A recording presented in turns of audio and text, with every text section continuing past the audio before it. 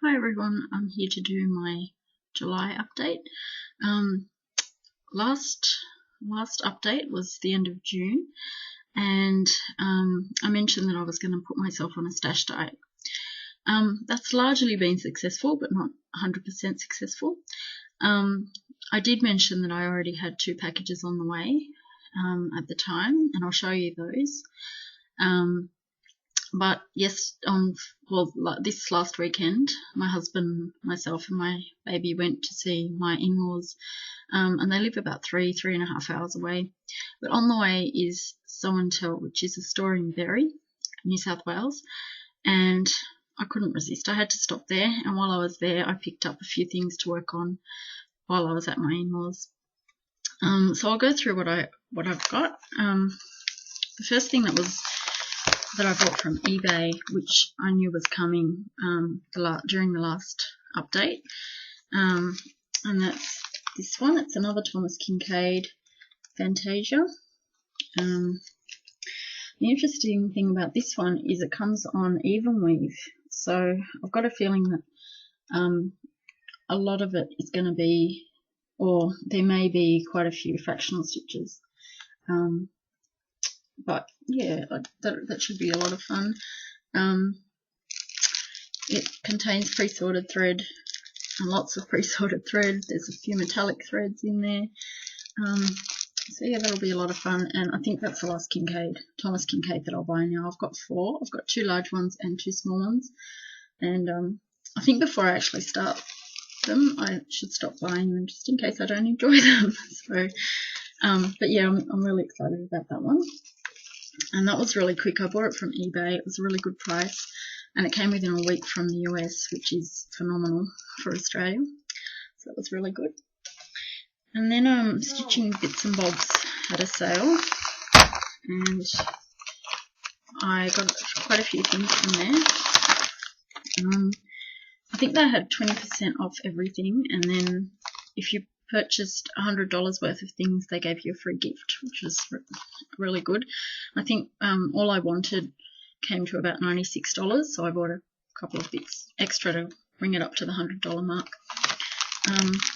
But I've been wanting these for a while. It's the Country Cottage Needlework Santa's Village. So the first one is Santa's House. Sorry, I hope you can see that. And Poinsettia Place.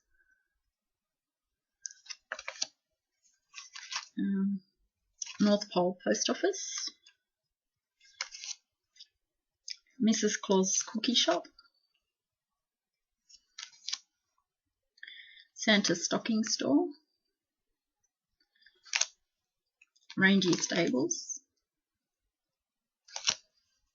Christmas Tree Farm. Candy Cane Cottage. Santa's Sleigh Works. Gingerbread Emporium. Elves' Workshop. And Hot Cocoa Cafe. So that's 12 in the series. That's the whole set. And you can either do them separately or together, but I want to do them together. And I bought this, the fabric to do them on. This is a huge piece. It's a fat half, 36 inches square. It's Perm and Jobelan 32 count lamb's wool, and that was from Stitching Bits and Bobs as well. That'll be on. I'm thinking of starting those November this year, and I might do one each month, so that I'll have it ready for Christmas 2016. If anyone's interested in doing a stitch along on that, please let me know, because that'll be a lot of fun, I think. I also got, I really wanted to try the Mill Hill kits for a while, so I bought this one. It's Christmas Village Palace Theatre. So I'm looking forward to starting that one. And again, that comes with everything you need, pre-sorted threads, beads, and a button.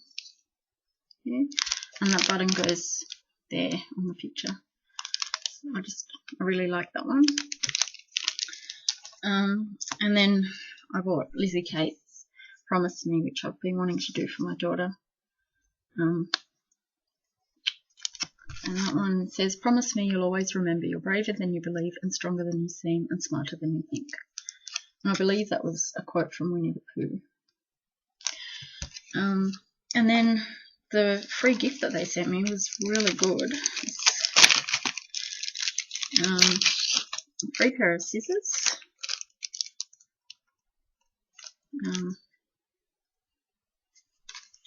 And this looks like a magnet, just of a flower. And they also sent me a free pattern, which I can't show you because it was just the picture of the pattern. But I've actually finished it, so I wanted to stitch it for my daughter's birthday, which is coming up at the end of this month.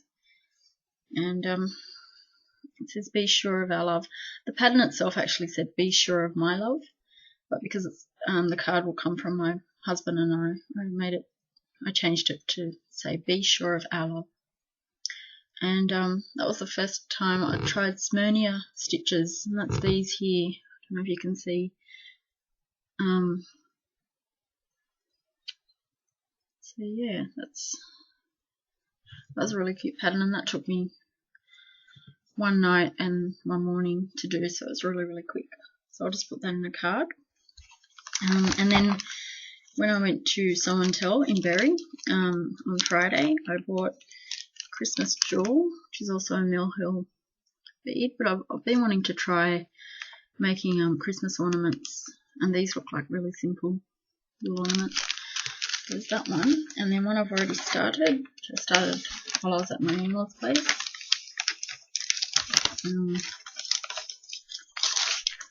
It's part of the Main Street series bridal shop.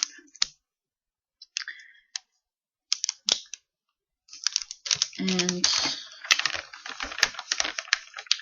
that's what I've done so far.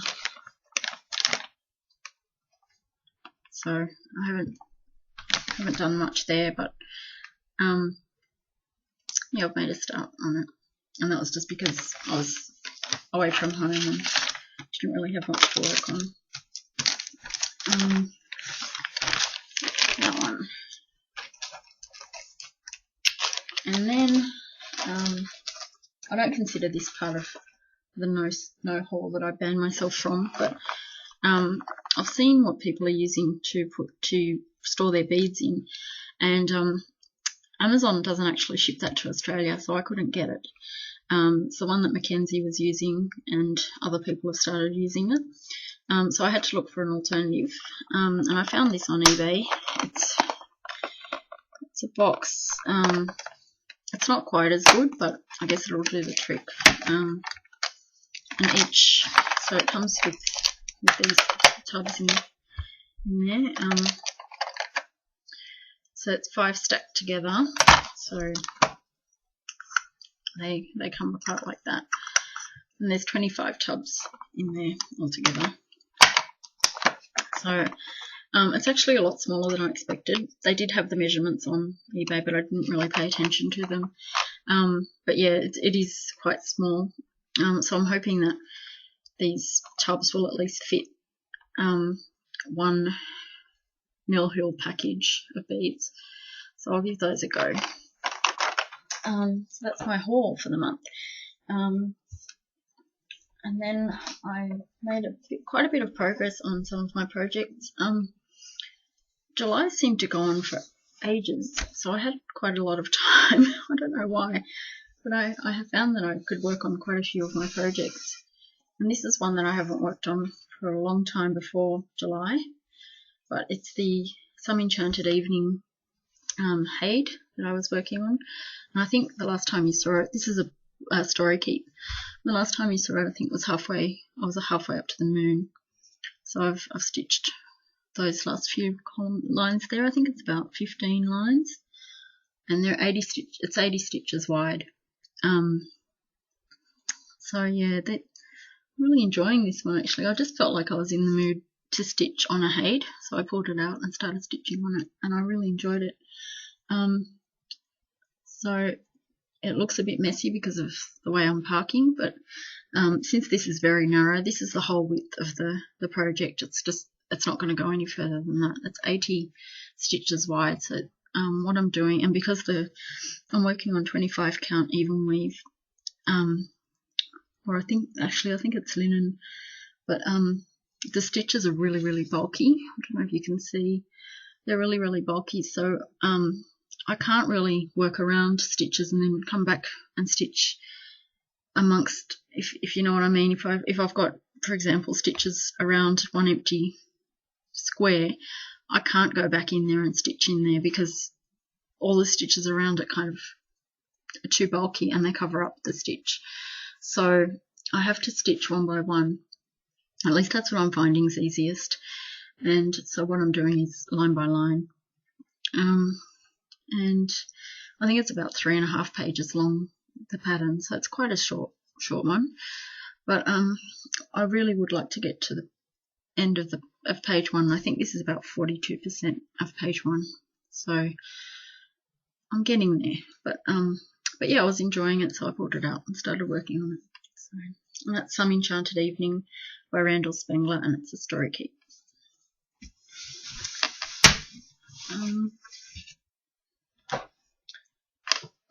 And then the Pumpkin Stitchery. Last month's frame was The Lady of Shalott. That one. So I know it's not a story. It's a poem.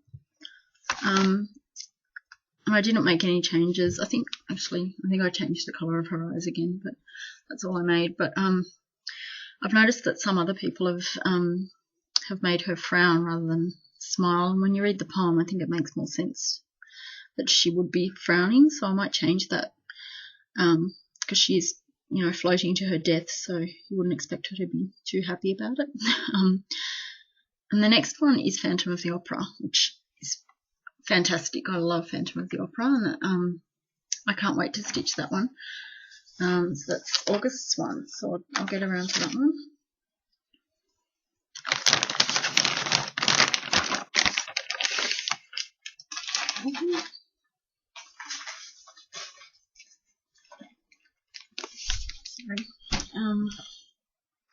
Next one is Afternoon in Paris, and I've made quite a bit of progress on this one as well. So the last time you saw it, I had the Eiffel Tower, this tree, this flower pot, this house, and I'd started on this side as well. And I'd done the flourishes on the bottom here, and Paris was already done. So what I've done since then is this tree, this flower pot, the arc, or part of the arc that's nearly finished, and there's a bird on top of the arc there. So that's coming along really well as well. I think Caroline asked me what I plan to do with this, and originally I thought I would either make it into a cushion, which is a really lofty goal considering I don't know how to sew, and I don't own a sewing machine, or make one of those no-sew blocks, which would be great as well. But I've got very limited space in this apartment, so, and considering I've got a baby, none of those are probably really practical. So it's either going to go in a drawer until we move and until my baby's a bit older, or I'll hang it up and frame it and hang it up. So I'll see. I haven't decided yet. We'll see. But yeah, there's not much left of that one. A couple more balloons, some more clouds, and I think there's a bike on this side to go, so I should be finished pretty quickly. But I'm not sure if I'm going to have time to work on it in August. That one. And then my other, the Foster Pumpkin Stitchery.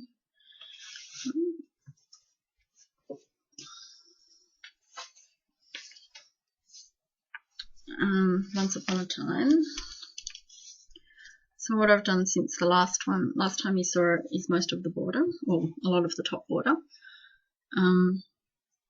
I had hoped to get a few more of the frames done, but I don't know, I just didn't feel like working on this one as much as I thought I would this time. So that's not to say that I've abandoned it. There's no way. I will continue to work on it. I just wasn't enjoying it as much this month. So I put in a lot of the border, and I've started on March's frame there. So that's that one. And then Under the Moonlight. Now, last month I said that all I wanted to do for this one was to work on the back stitching, which I've finished, and that's down here. I won't take it out of the Q-snap, but I finished the back stitching in that section. This is a whole new section, which I finished last month as well, and I've started on this other section, which is the final section of this piece. So then there's a bit of back stitching on this piece, and then it's just the beading. And I was in the mood to work on this one, which is unusual, so I went with it. Since I don't normally like working on it, I just decided to go with it when I was feeling like working on it. So really, all I have to do is finish this piece, a little bit of back stitching, and then start on the beading, and then it will be finished. So I'm really excited about finishing that one. I can't wait. I am making a couple of changes. Some of the back stitching on this lower piece was going to be a bit of graffiti, a bit of tattoos on the mermaid skin here, and I decided not to do that. I decided I don't think it needs it for starters, and I just don't like the tattoos, so I've decided not to put that in there. So she's going to have just plain skin. So that's nearly, well, it's getting there. All the cross stitches are nearly finished, and I'm hoping to have this last section finished at least by the end of this month, and hopefully including the back stitches, so then I can just do the beading next month and have it finished. So that's it this month. That's all my whips and haul, and I know I'm way behind on the tags. There's quite a few tags going around, so I think I'll do a couple now. I'll see how we go for time, but I'll start with Dee's Stitches Year in Review 6-month tag, and I know there are a few that came before that one, but because it's now August, I'll start on that one just for the timeliness. So the first question is the year going the way you thought? Sort of. It's going well. The Passione Ricamo one, which is this one, I actually thought I would keep up with that one. That was the plan. I obviously haven't done that because a lot of people have already finished it, but I don't mind too much. I've started a couple of new ones. I've started Once Upon a Time Sampler, and I've started on the Paris one, The Afternoon in Paris. So that wasn't expected, but I'm really enjoying both of those. So overall, I'm really happy with the way the year's going. Number 2 is have you learned anything new about yourself this year? Yeah, I've found that I actually thought of myself as enjoying really large, complicated pieces like mirabilias and the large BAPs. And I think I still enjoy mirabilias, and I can't wait to get back to my mirabilia, and that will start back once I finish my Passione Ricamo one. But I'm also enjoying samplers, and I never ever thought that I would enjoy samplers so much. So that's something new that I've learnt about myself, that I do actually enjoy samplers and never thought I would. So that's one thing. And there's Coffee Stitches tag, which he put out in February, and I still have not done, so I'll do that now. Number 1 is, what is one designer you didn't initially have any interest in until you actually did one? That would be the Frosted Pumpkin Stitchery. Like I said earlier, I never thought of myself as someone who enjoyed samplers, but I was seeing that a lot of people were going to start the Storytime sampler, and the premise of it, having, I love literature and I love to read, and just having 12 stories captured in cross stitch was really fascinating to me, and I'm really enjoying both of the Frosted Pumpkin Stitchery ones that I have, and I've got one waiting as well, all kitted up and waiting to do. So yeah, that was one that I never thought I'd get to, but I'm really enjoying. Question number 2 is what is one design that you just cannot get in the groove on? Okay, I'm going to be a little bit unpopular here, but Clouds Factory. I don't like the little people. I'm sorry. I hope that doesn't offend anyone, and I know that other people really like them, and I haven't actually tried them, so I can't really say, but to me there's no real appeal. I think they look great stitched up, but I don't have the urge to stitch them. That's just me. Number 3 is, what is one chart that you would love to see made, and who would you like to see design it? I'm going to pause and I'll go and get the picture and I'll show you. Hi, I'm back. Okay, this picture is called Juliet and it's by Takaki. So I'll show you. I hope you can see that there.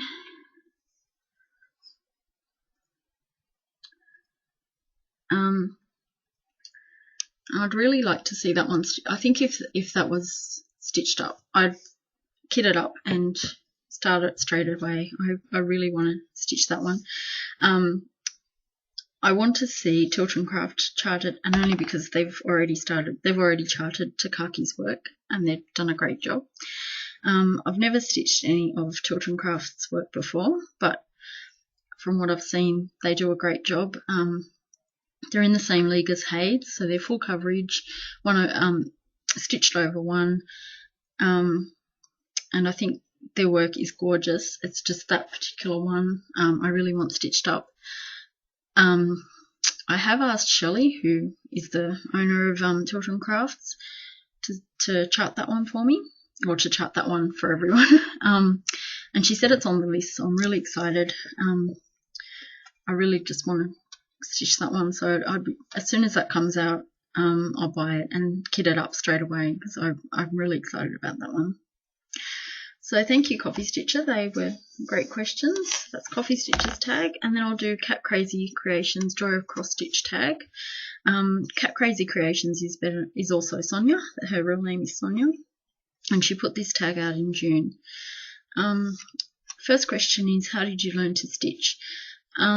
I taught myself. I bought a kit. I remember I was traveling in England, and I was traveling in Europe, and my first stop was England, and I knew that I had a long stretch ahead of me in my home country, which is Malta, and I didn't really have anything with me to do other than read a few books. So when I went to when I was in England, I found a small kit. It was the Tower of London, and I thought, well, this is perfect. I've got something to keep me occupied while I'm in Malta visiting family, and also it's a nice souvenir of the Tower of London, which I loved. And that kit had all the instructions I needed, so I just followed the instructions and finished it while I was in Malta. Unfortunately, I have no idea where that piece has gone, which I'm really upset about it. Well, yeah, I'd like to find it, because it was a nice souvenir of the Tower of London, and because it was my first piece. So yeah, I initially believed that I had started stitching when I was about 15, but I think that was when I was 20, so I think that would be more like when I started stitching. But that's how I learned. I taught myself.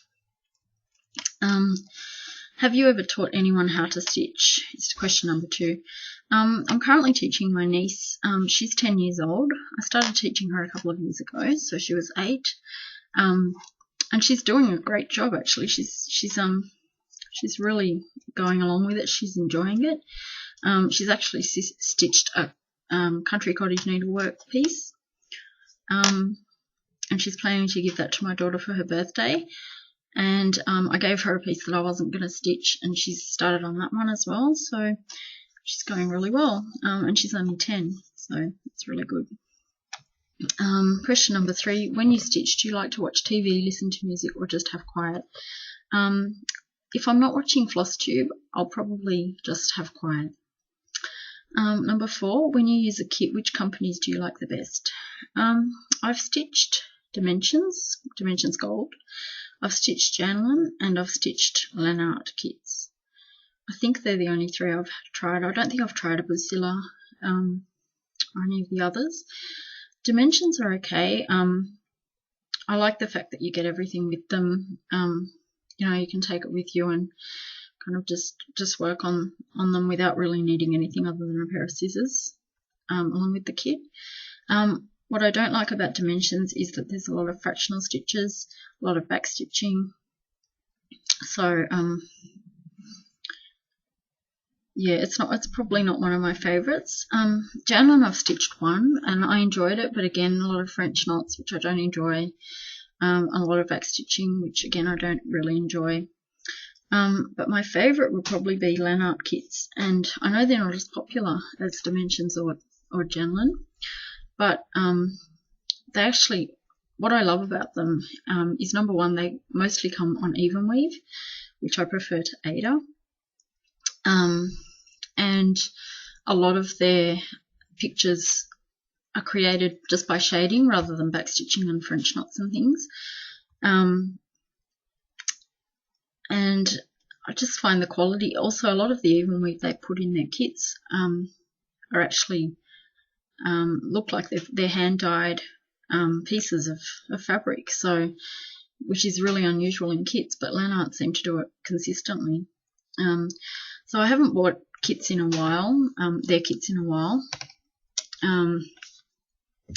purely because now I have so much cross-stitch stuff that I tend to buy charts now and just kit them up myself. But yeah, I think my favourite would be Lanart kits, or Lanarte, I'm not sure how you say it properly, but yeah, they'd be my favourite. Number 5 is, what are your favourite designs to stitch? My favourite designs, okay, I like pictures of houses and buildings. I enjoy ladies in pretty dresses and mermaids, although the only mermaid I've ever stitched is the Passion Ericamo one. I'm also now started enjoying samplers, so that's something I've never thought that I'd enjoy, but I can't really say that that's it, that's all that I enjoy, but yeah, that's what I'm finding at the moment. How do you get ideas or inspirations for your projects? I find ideas on Instagram, on Facebook, and on YouTube or FlossTube. Number 7, how do you store or keep your charts? I keep a lot of them digitally, so I have them, a lot of them on my computer, which I then email to myself so that they're always there on Gmail. And the ones that I have printed out are in a binder. Do you stitch for yourself or to give to others? I've done both. I tend to, I've stitched a couple of birth samplers for my friends. I think for my wedding I stitched one for my bridesmaid. She loves elephants, so I just stitched her a small elephant and gave her that one. It was a colourful elephant. But mostly I stitch for myself, and that's just because I know that a lot of people don't really appreciate the amount of work that goes into cross stitch, and if I'm giving that much work to someone, I'd like them to appreciate how much I've put into it. So mostly I stitch for myself. Question number 9, when you take your cross stitch projects in the car to appointments or travelling, how do you carry all your supplies? I probably just use Ziploc bags like this. I just put them in a bag like that. So these are, there's no space there, so nothing can get out. So I just find that they're really good. But I don't tend to take cross stitching in the car or to appointments or anything like that. If I am going somewhere, I tend to take a book rather than stitch in the car. What I have started doing in the car actually is bobbinating. So if I've got a lot of bobbinating to do, I'll take that in the car and do it on a long trip then. So, and number 10, what do you enjoy most about stitching? I find it very therapeutic. It's gotten me through some difficult times in my life. And just the fact that you're producing beautiful artwork without actually having to draw this artwork. I am creative, but I'm not inventive. So I find that although I enjoy cross stitching, I'd never come up with the designs that you find that other people have already designed. So I enjoy that you're producing art just by following the chart. So I really enjoy that about it. I know there are quite a few other tags, but I've rambled on for over 30 minutes now, so I might leave it there. Thanks again for subscribing, for commenting, and for watching my videos, and I'll hopefully see you again next month. Take care and happy stitching. Bye.